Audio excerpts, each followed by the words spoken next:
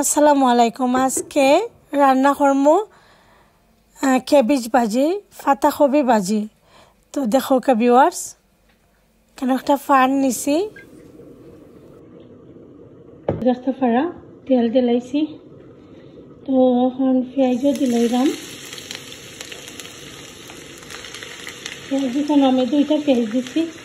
পেঁয়াজ বেশি হইলে ভাজির মাঝে মজা হয়। তো লবণ দিলাইছি, দেখতে পাচ্ছেন, লবণও দিলাইছি দিয়া এখন পেঁয়াজটারে এক এক সময় ভাজবো আর ঢাকা দিয়ে রেখে রাখি দেবো।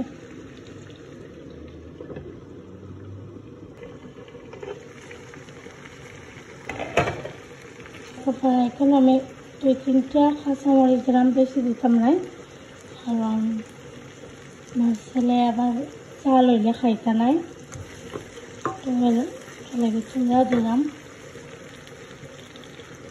লাগে তো সমস্যা নাই, ছোটরা তো ধান খাইতে চাই না। তো আমার ছেলে কবি ভাজি এমনি যে কোনো ভাজি হ্যাঁ ভালো খাই, ওটা লাগে আমি রান্না করি।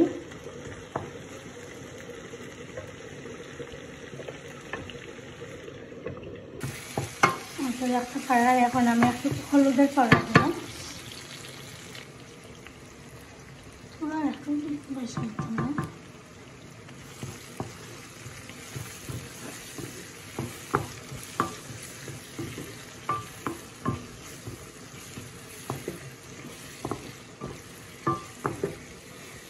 দিলাম ক্যাবেজগুলো দিয়ে মিক্স করে